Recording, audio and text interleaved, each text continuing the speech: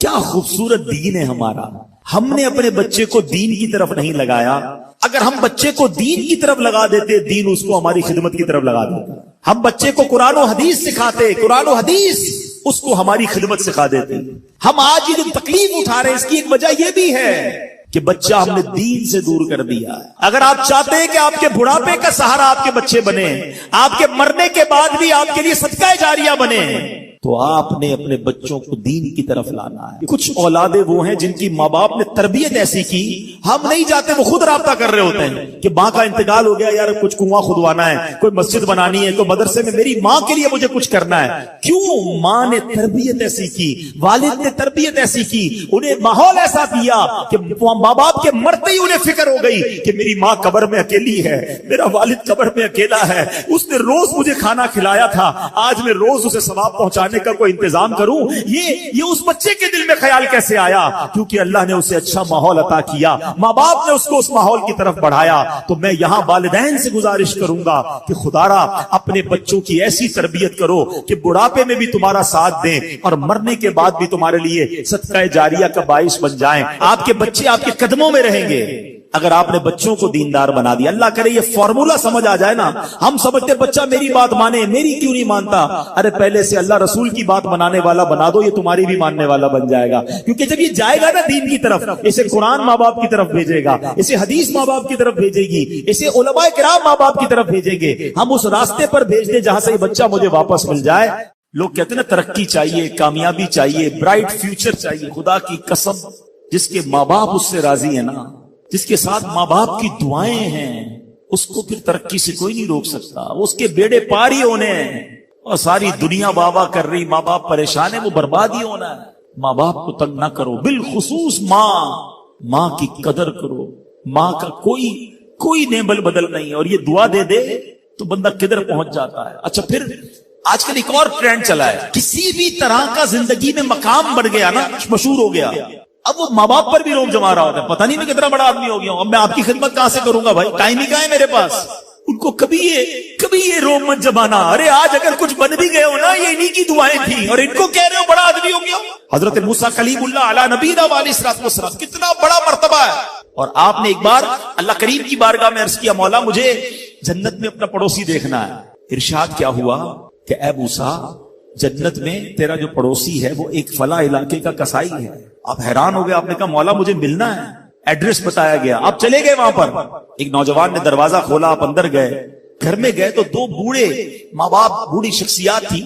انہوں نے حضرت موسیٰ کو دیکھا، آپ کی رسالت کی گواہی دی، اور دونوں دنیا سے چلے گئے. وہ نوجوان کسی کام سے گیا، جب واپس آیا اپنے دونوں والدین کو دیکھا کہ دونوں کا انتقال ہو گیا ہے.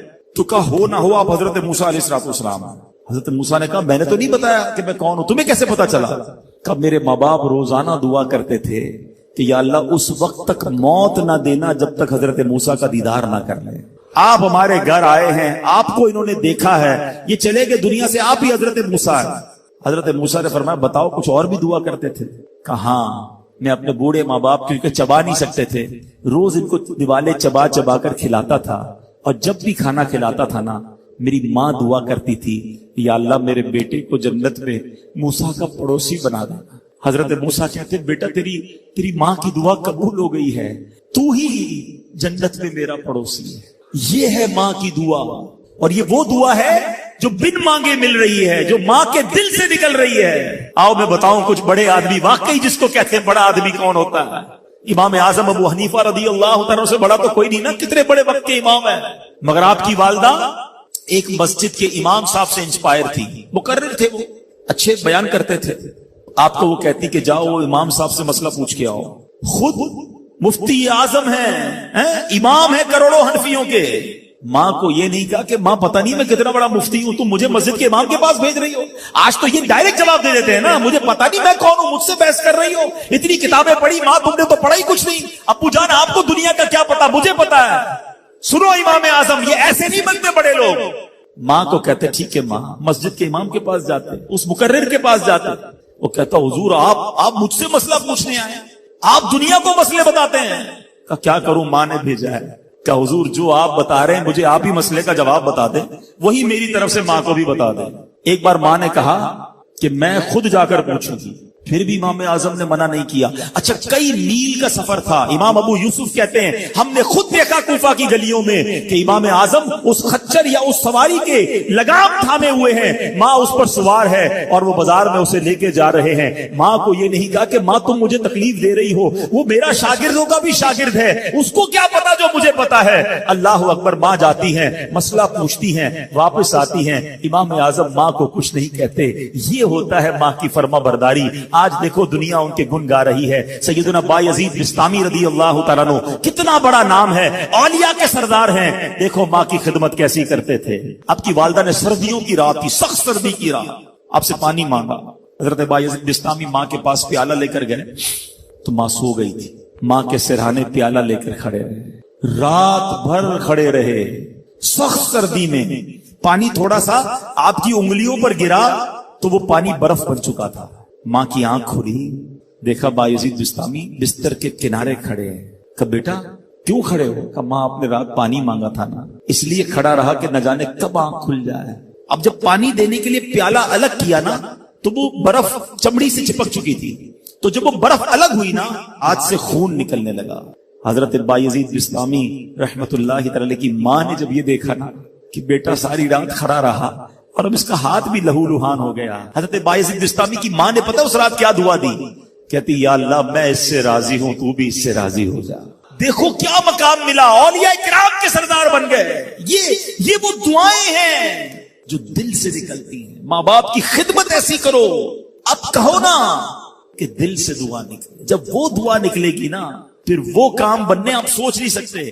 سورہ فاتحہ 100 مرتبہ پڑھ کر جو دعا مانگی جائے وہ قبول ہوتی ہے. سورہ بقرہ کی تلاوت سے شیطان گھر سے بھاگ جاتا ہے. آیت الکرسی پڑھنے سے محتاجی دور ہوتی ہے. سورہ کہف کو ہمیشہ پڑھنے والا دجال کے فتنوں سے محفوظ رہے گا. والدین کی قبر پر ہر جمعہ سورہ یاسین کی تلاوت کرنے سے اس کی حروف کی تعداد کے برابر ان کے گناہ بخش دیے جاتے ہیں. سورہ الدخان پڑھنے سے مشکل دور ہوتی ہے. جو قریب المرگ ہو اس پر سورہ جاسیہ کا دم کرنے سے خاتمہ بالخیر ہوتا ہے. سورہ حجرات کا پڑھنا اور دم کر کے پینا گھر میں خیر و برکت کے لیے مفید ہے. سورہ قاف پڑھنے سے جو باغ ہوتے ہیں ان کے پھلوں میں کثرت ہوتی ہے. سبحان اللہ. سورہ رحمان 11 بار پڑھنے سے تمام مقاصد پورے ہوتے ہیں. سورہ واقعہ جو شخص روزانہ پڑھے گا اسے کبھی فاقہ نہ ہوگا. سورہ ملک کو ہر رات پڑھنے والا عذاب قبر سے محفوظ رہے گا.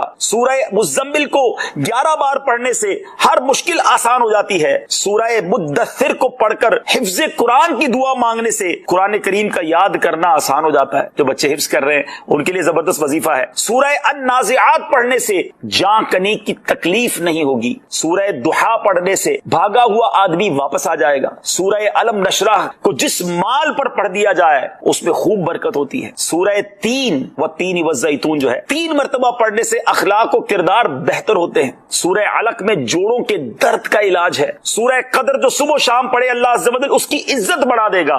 سورہ بینہ برس اور یرکان کا علاج ہے. جس آدمی یا جانور کو نظر لگی ہو اس پر سورہ عادیات کا دم مفید ہے. سورہ قارعہ پڑھنے سے بلاؤں سے حفاظت رہتی ہے. سورہ تکاثر کو 300 بار پڑھنے سے جلد قرض ادا ہو جاتا ہے. کئی لوگ کہتے ہیں جناب قرض بہت ہے, چلے قرآن کا وظیفہ لے لیں. الہاکم التکاثر یہ جو سورت ہے 300 بار پڑھنے سے بہت جلد قرض اتر جاتا ہے. سورہ عصر پڑھنے سے غم دور ہو جاتا ہے.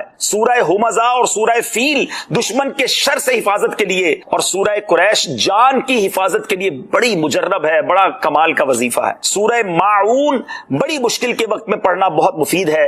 سورہ کوثر کی تلاوت سے بے اولاد صاحب اولاد ہو جاتا ہے. کئی بے اولاد بھی وظائف مانگ رہے ہوتے ہیں. سورہ کافرون 1/4 قرآن کے برابر ہے. سورہ زلزال نصف قرآن کے برابر ہے. سورہ اخلاص 1/3 قرآن کے برابر ہے. اور سورہ فلق اور سورہ ناس سے جن اور شیطان اور حاسدوں کے شر سے حفاظت رہتی ہے. پھر کیوں نہ ہم قرآن سے دوستی کر لیں, کیوں نہ قرآن کو اپنا ورد بنا لیں. الحمدللہ رب العالمین والصلاة والسلام علی سید المرسلین. اما بعد فاعوذ باللہ من الشیطان الرجیم. بسم اللہ الرحمن الرحیم. الصلاة والسلام علیک یا رسول اللہ وعلی آلک واصحابک یا حبیب اللہ. الصلاة والسلام علیک یا نبی اللہ وعلی آلک واصحابک یا نور اللہ. میٹھے میٹھے اسلامی بھائیوں اور مدنی چینل کے ناظرین, ایک بار پھر پروگرام پیغام قرآن لے کر حاضر ہے. ہر ہی پروگرام میں ایک قرآن پاک کا واقعہ اور اس سے ملنے والا سبق حاصل کرتے ہیں. آج ایک بڑا ہی عجیب و غریب بھی اور دردناک واقعہ بھی ہے. نبی پاک علیہ الصلوۃ والسلام سے ہم سب کو بے انتہا محبت ہے اور یہ ایمان کی جان ہے. نبی پاک سے محبت نہیں تو ایمان بھی کمپلیٹ نہیں ہوتا. اور جب نبی پاک علیہ الصلوۃ والسلام کو تکلیف پہنچے یا نبی پاک علیہ الصلوۃ والسلام کو کسی طرح کی کوئی ایذا پہنچے تو یقیناً جب امتی اس کو پڑھتا ہے سنتا ہے تو دل پر بھی تکلیف ہوتی ہے. ایک ایسا ہی واقعہ جس میں ہمارے آقا علیہ الصلوۃ والسلام کو تکلیف پہنچائی گئی، نبی پاک علیہ الصلوۃ والسلام پر جادو کیا گیا. ناظرین آج یہ واقعہ ہم سنیں گے اور یہ قرآنی واقعہ ہے اور اس کے ذریعے بہت ساری باتیں بھی سنیں گے. جادو کے بارے میں بڑے مسکنسیپشن ہیں لوگوں کے ذہنوں میں اور سمجھتے ہیں کہ جادو کا توڑ کرنے کے لیے بڑے عجیب و غریب عمل کرنے پڑیں گے، بڑے گناہوں والے کام کرنے پڑیں گے، اللہ کی ناراضگی والے کام بھی لوگ کرنے کے لیے تیار ہو جاتے ہیں، حرام اور ناجائز کام کرنے کے لیے تیار ہو جاتے ہیں اور سمجھتے ہیں کہ اس سے جادو سے بچا جا سکے گا. البتہ جادو کروانے کے لیے بھی لوگ بڑے ہی ناجائز اور حرام کام کرتے ہیں جو کہ جہنم میں لے جانے والے کام ہوتے ہیں. اللہ مجھے اور آپ کو ہمیشہ جادو ٹونے آصف سے محفوظ رکھے، ہر قسم کی بلاؤں سے محفوظ رکھے. اور آج قرآن کے ذریعے سمجھیں گے کہ جادو کا علاج کیا ہے، جادو ہو جائے تو بچا کیسے جا سکتا ہے. اور نبی پاک علیہ الصلوۃ والسلام پر جب جادو ہوا تھا، جادو کرنے کی کوشش کی گئی تھی، اس کا نتیجہ کیا نکلا. ناظرین توجہ کے ساتھ آپ نے سلسلے میں شامل رہنا ہے. روایت یہ ہے کہ لبید بن عاصم یہودی اور اس کی بیٹیوں نے نبی پاک علیہ الصلوۃ والسلام پر جادو کر دیا، جس کا اثر پیارے آقا علیہ الصلوۃ والسلام کے جسم پر نمودار ہوا. طبیعت شریف جو ہے وہ کچھ ناساز ہونے لگی. آپ کے قلب، آپ کی عقل مبارک اور آپ کے اعتقادات پر کوئی اثر نہ ہوا، صحت مبارک پر تھوڑا سا اثر ہوا. چند روز بعد حضرت جبریل امین بارگاہ رسالت میں حاضر ہوئے اور عرض کی یا رسول اللہ صلی اللہ تعالی علیہ وسلم، ایک یہودی نے آپ صلی اللہ تعالی علیہ وسلم پر جادو کر دیا ہے اور جادو کا جو سامان ہے وہ فلاں کنویں میں ایک پتھر کے نیچے دبا ہوا ہے. سرور کائنات علیہ الصلوۃ والسلام نے حضرت علی مولا کائنات شیر خدا کرم اللہ تعالی وجہ الکریم کو بھیجا. انہوں نے کنویں کا پانی نکالا اور پتھر اٹھایا تو اس کے نیچے سے کھجور کے گھابے کی تھیلی برآمد ہوئی، یعنی کھجور کے جو چھلکے ہوتے ہیں اس طرح کی تھیلی برآمد ہوئی اور اس میں نبی پاک علیہ الصلوۃ والسلام کے منہ مبارک جو کنگھی سے ٹوٹے تھے اور کنگھی کے ٹوٹے ہوئے کچھ دندانے اور ایک ڈور یا کمان کا چلہ جس میں 11 گٹھانے لگی ہوئی تھی اور ایک موم کا پتلا تھا جس میں 11 سوئیاں چبھی ہوئی تھی. یہ سب سامان پتھر کے نیچے سے نکلا اور یہ مولا علی کرم اللہ تعالی وجہ الکریم یہ سارا سامان لے کر نبی پاک علیہ الصلوۃ والسلام کی بارگاہ میں آ گئے. اس کے بعد سبحان اللہ، اب اس کا توڑ کیسے آیا، اس کا علاج کیسے ہوا، اس کا حل کیا نکلا. جبریل امین اللہ تبارک و تعالیٰ کی بارگاہ سے سورہ فلق اور سورہ ناس لے کر حاضر ہوئے. یعنی اب جو سورہ فلق اور سورہ ناس ہے وہ نازل ہوئیں اور ان دونوں صورتوں کو ملائیں تو ناظرین اس میں 11 آیتیں ہیں. ہر ایک نے یہ کیا ہے. اب جتنے سین نام والے ہیں سب کے ساتھ بدگمانی شروع، جب سے سب سے لڑائی شروع، سب کے بارے میں برا سوچنا شروع. انسان ہی سے غلطی ہوتی ہے. معافی کرنے والا ذہن رکھیے، معاف کریں گے اللہ تعالیٰ آپ کو معاف کر دے گا، رحم کریں گے آپ پر رحم کیا جائے گا. اللہ مجھے اور آپ کو نبی پاک علیہ الصلوۃ والسلام کی اس مبارک سیرت سے سیکھنا نصیب فرمائے کہ اگر کسی سے غلطی ہو بھی گئی ہے، کسی نے ہمارا برا چاہا بھی ہے اور پتہ بھی چل گیا ہے تو معاف کرنا اللہ کو بڑا پسند ہے. مشکل ضرور ہے، دل چاہتا ہے میں بھی بدلہ لوں، لیکن مزہ بھی تو یہی ہے نا کہ دل چاہ بھی رہا ہے، غلط بھی کیا ہے سامنے والے نے اور میں بدلہ لے بھی سکتا ہوں، پھر بھی اللہ کی رضا کے لیے معاف کر دیں اور اس نیت سے معاف کریں میرے مالک میں تیرے بندے کو معاف کر رہا ہوں تو مجھ گناہگار کو معاف فرما دے. اللہ کریم ضرور کرم فرمائے گا اور یہی اسلام کی خوبصورتی ہے. اللہ مجھے اور آپ کو معافی اور درگزر کا ذہن نصیب فرمائے. ہمارے سلسلے پیغام قرآن میں ہم یہی کوشش کرتے ہیں کہ قرآن پاک سے کوئی میسج، کوئی پیغام آپ کی طرف بڑھایا جائے. تو آج الحمدللہ آپ کے لیے یہ پیغام تھا کہ قرآن پاک پڑھیے، اس پر عمل کیجئے، اس کو پڑھ کر اپنے اوپر دم بھی کیجئے اور پھر کسی سے غلطی ہو جائے. سرور کائنات صلی اللہ تعالی علیہ وسلم کا فرمان عالی شان ہے لا یردن الحوض علی اقوام، کچھ لوگ حوض پر میرے پاس آئیں گے ما اعرفهم الا بکثرت الصلاۃ علی، جنہیں میں کثرت درود کی وجہ سے پہچانتا ہوں گا. یعنی حوض کوثر پر بھی آقا علیہ الصلوۃ والسلام کثرت سے درود پاک پڑھنے والوں کو پہچان لیں گے اور یقیناً اپنے ہاتھوں سے جام کوثر بھی عطا فرمائیں گے. ناظرین اگر ہم چاہتے ہیں کہ قیامت میں نبی پاک علیہ الصلوۃ والسلام کا قرب حاصل ہو تو کثرت کے ساتھ درود پاک پڑھتے رہا کریں. آئیے محبت کے ساتھ دنیا میں جہاں کہیں ہیں درود پاک میں میرے ساتھ شامل ہو جائیں. صلو علی الحبیب صلی اللہ تعالی علی محمد صلی اللہ علیہ وسلم. حوض کوثر کی بات چل رہی ہے. ایک شعر بہت پیارا ہے، بہت خوبصورت شعر ہے. شاعر لکھتے ہیں تمنا دل اشرف بس اتنی ہے سرے محشر، جب آقا جام کوثر دیں لب اقدس لگا کے دیں. اے کاش نبی پاک کے ہاتھوں ہمیں بھی جام کوثر پینا نصیب ہو جائے، آمین بجاہ النبی الامین صلی اللہ تعالی علیہ وسلم۔ آج موضوع کون سا ہے اور کس موضوع پر ہم نے چند مدنی پھول حاصل کرنے ہیں؟ آج جس ٹاپک پر ہم نے بات کرنی ہے، ماہ رمضان سے اس کا بڑا گہرا تعلق ہے، اور اس مہینے میں یہ عمل بہت خصوصی طور پہ کرنے والا ہے، بلکہ میں یہ کہوں تو غلط نہیں ہوگا کہ پیارے آقا علیہ الصلوۃ والسلام ماہ رمضان میں بالخصوص یہ عمل بہت زیادہ کیا کرتے۔ وہ عمل کیا ہے ضرور عرض کرتا ہوں۔ پہلے ایک بہت خوبصورت اور ایمان افروز واقعہ، حضرت حبیب عجمی رحمۃ اللہ تعالی علیہ، آپ اللہ کے بہت بڑے ولی گزرے ہیں۔ خراسان سے ایک شخص بصرہ آیا اور حضرت حبیب عجمی رحمۃ اللہ تعالی علیہ کے پاس 10,000 درہم بطور امانت رکھے کہ حضور آپ اس رقم سے بصرہ میں ایک گھر خریدیں، میں مکہ جا رہا ہوں، واپس لوٹوں گا تو اس گھر میں رہوں گا۔ اچھا، اسی دوران جب وہ شخص مکہ چلا گیا تو وہاں لوگوں میں قحط آ گیا، کھانے پینے کو مشکل ہونے لگی۔ حضرت حبیب عجمی رحمۃ اللہ تعالی علیہ نے ان 10,000 درہموں سے آٹا خریدا اور لوگوں میں تقسیم کر دیا۔ آپ کے رفقا نے کہا حضور اس بندے نے تو آپ کو پیسے گھر خریدنے کے لیے دیے تھے اور آپ نے لوگوں میں اس رقم کا آٹا خرید کر بانٹ دیا۔ تو آپ نے بڑی کمال کی بات فرمائی، آپ فرماتے میں نے جنت میں اس کے لیے گھر خرید لیا ہے، اگر وہ اس پر راضی ہوگا تو ٹھیک ہے، ورنہ میں اسے واپس لوٹا دوں گا۔ اب جب وہ شخص لوٹا تو اس نے کہا کہ حضور میرا گھر کہاں ہے، میں نے آپ کو رقم دی تھی۔ تو حضرت حبیب عجمی فرماتے کہ میں نے محلات، نہروں اور جنگلات کے ساتھ، درختوں کے ساتھ تمہارے لیے گھر خرید لیا ہے۔ وہ بڑا خوش ہوا اور کہنے لگا حضور مجھے بتائیے، میں اس گھر میں جانا چاہتا ہوں۔ تو آپ نے فرمایا کہ میں نے وہ گھر اللہ تعالیٰ سے جنت میں تمہارے لیے خرید لیا ہے۔ اللہ والوں سے محبت کرنے والا وہ شخص تھا، لڑائی جھگڑا نہ کیا بلکہ خوش ہو گیا، اپنی زوجہ کے پاس گیا اور کہا کہ حضرت حبیب عجمی کہتے ہیں کہ جو رقم میں نے انہیں دی تھی دنیا میں گھر خریدنے کے لیے، انہوں نے اس کے بدلے میرے لیے جنت میں گھر خرید لیا ہے۔ ان کی زوجہ بھی بڑی نیک خاتون تھی، اللہ والوں سے محبت کرنے والی تھی۔ کہا ٹھیک ہے، حضرت حبیب عجمی سے لکھوا لو جو یہ کہہ رہے ہیں کہ آپ کے لیے جنت میں گھر خریدا ہے۔ وہ شخص حضرت حبیب عجمی کے پاس آیا اور آ کر کہا کہ حضور آپ کہتے ہیں کہ آپ نے میرے لیے جنت میں گھر خریدا ہے، ایسا کیجئے مجھے اس کی کوئی دستاویز دے دیجئے، کوئی لکھ کر دے دیجئے۔ حضرت حبیب عجمی نے قلم اور کاغذ لیا اور کیا لکھا؟ آپ نے لکھا بسم اللہ الرحمن الرحیم، جو گھر حبیب عجمی نے محلات، نہروں اور درختوں سمیت 10,000 درہم میں اللہ تعالیٰ سے فلاں بن فلاں کے لیے خریدا ہے، یہ اس کی دستاویز ہے۔ اب اللہ عز و جل کے ذمہ کرم پر ہے کہ وہ حبیب عجمی رحمۃ اللہ تعالی علیہ کی زمان کو یعنی ضمانت کو پورا کر دے۔ کچھ عرصے کے بعد اس شخص نے کیا کیا؟ وصیت کر دی کہ جب انتقال ہو تو میرے کفن میں یہ ڈال دینا۔ اس کا انتقال بھی ہو گیا، قبر میں یہ رکا تھا یہ ساتھ ڈال دیا گیا۔ دوسرے دن جب صبح ہوتی ہے ناظرین، تو اب ایک اور پیپر اس شخص کی قبر پر رکھا ہوتا ہے جس میں یہ لکھا ہوتا ہے کہ یہ حبیب عجمی کے لیے اس مکان سے براءت نامہ ہے جو انہوں نے فلاں شخص کے لیے خریدا تھا۔ اللہ عز و جل نے اس شخص کو وہ مکان عطا فرما دیا۔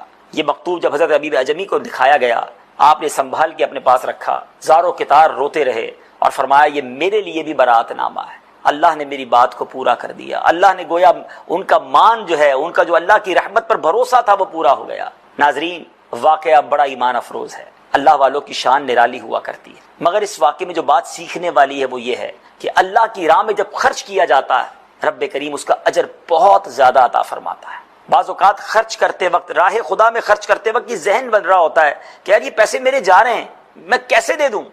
مال جب بندے سے دور ہوتا ہے تو ڈیفیکلٹ لگتا ہے، لیکن اگر یہ ذہن بن جائے کہ یہ جا نہیں رہے، یہ میرے ہی اکاؤنٹ میں ڈپازٹ ہو رہے ہیں اور اس دن مجھے اس کا بدلہ ملنا ہے جس دن ایک ایک نیکی کی ضرورت ہوگی، اور یہ وعدے رب نے کیے ہیں۔ جی ہاں ناظرین، قرآن مجید فرقان حمید کی شاندار آیت ہے۔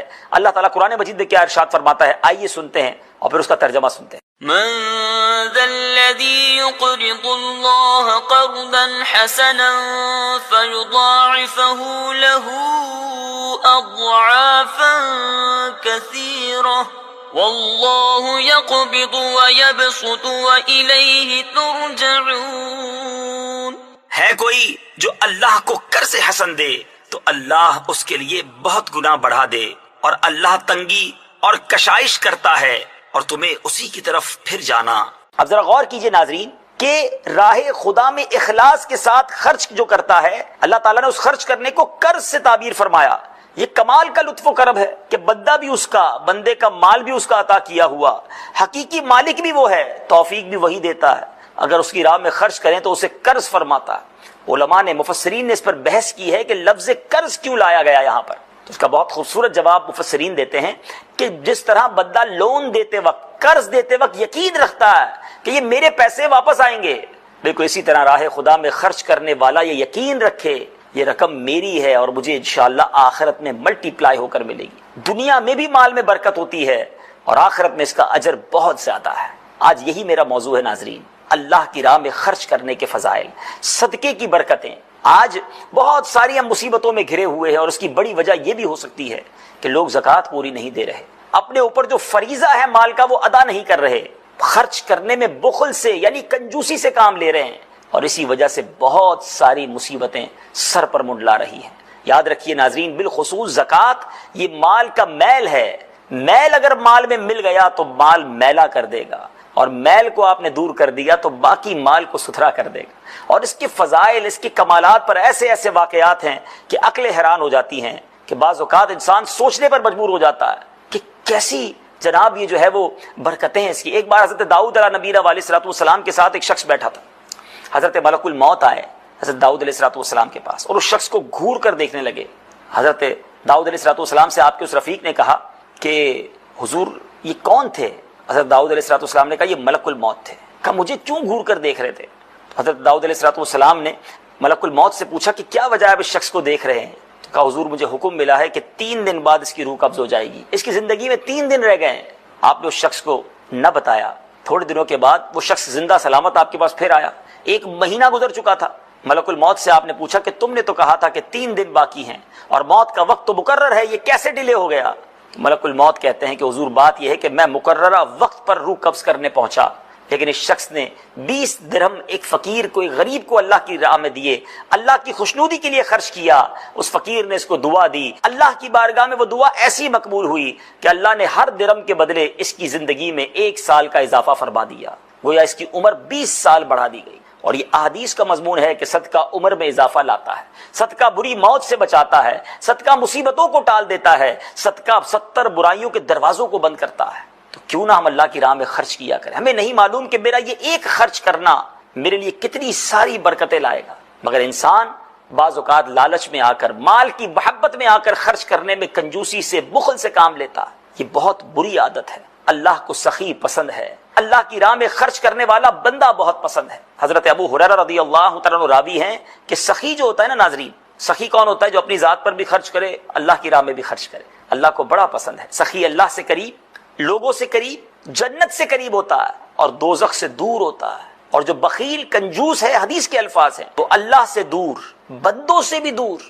لوگوں سے بھی دور اور جہنم کے قریب ہوتا ہے۔ اب ہم سوچ لیں کہ ہم کس کیٹیگری میں آتے ہیں خرچ کرنے کے معاملے میں، راہ خدا میں خرچ کرنے کے بارے میں۔ ذرا سوچیں، ہم ہوٹل میں جائیں، کھانا کھانے جائیں، اپنے لیے شاپنگ کریں، اس وقت جتنا چاہے خرچ ہو جائے، مگر راہ خدا میں جب خرچ کرنے کی باری آتی ہے اس وقت ہماری کیا کیفیت ہوتی ہے؟ اس وقت ہم اول تو خرچ کرتے ہوئے سوچ رہے ہوتے ہیں، اور خرچ کرتے بھی ہیں تو جو مال ہمارے کام کا نہیں ہوتا، کپڑے بچ جائیں، پھٹ جائیں، چپل پرانے ہو جائیں، کھانا ہمارے گھر میں بچ جائے، پھر ہمیں اللہ کی راہ میں خرچ کرنا یاد آتا ہے۔ اپنے لیے ایسا خرچ کرتے ہیں کیا؟ اپنی ذات پر یہ چیزیں ہم پسند کرتے ہیں؟ غور کیجئے نا، اللہ کی راہ میں خرچ کرتے وقت گھٹیا مال، اللہ ہی نے تو دیا ہے مجھے اور آپ کو، پھر ہم کیوں ایسا سوچتے ہیں؟ دل کھول کر اچھے طریقے سے اوپن ہارٹڈلی خرچ ہونا چاہیے۔ بلکہ سچی بات یہ ناظرین، اللہ نے اگر توفیق دی ہے نا، اگر زکوٰۃ دینے کا موقع آئے، صدقہ دینے کا موقع آئے، سچ بتاؤں بندہ خرچ بھی کرے اور اللہ کا شکر بھی ادا کرے کہ مالک تیری مہربانی، تو نے دینے والا بنایا، مجھے مانگنے والا نہیں بنایا۔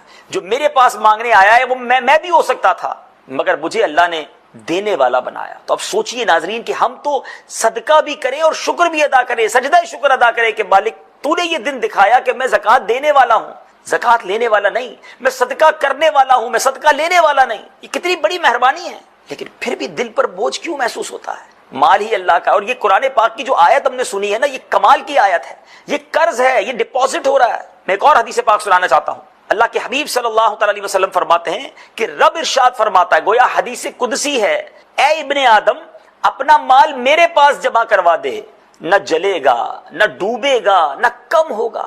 ہم یہ تو چاہتے نا ہمارا مال سیکیور ہو جائے۔ اللہ فرما رہا ہے میرے پاس جمع کروا دے، نہ جلے گا، نہ ڈوبے گا، نہ کم ہوگا۔ میں اس دن تجھے لوٹاؤں گا جس دن تجھے ایک ایک نیکی کی ضرورت ہوگی۔ اٹ مینز واٹ ایور، جو بھی ہم اسپینڈ کر رہے ہیں راہ خدا میں، جو بھی خرچ کر رہے ہیں، جمع ہو رہا ہے، جمع ہو رہا ہے کہاں کے لیے؟ اس دن کے لیے جس دن ہم پریشان ہوں گے، ہمیں ضرورت ہوگی نیکیوں کی، اور یہ خرچ کیا ہوا کام آئے گا۔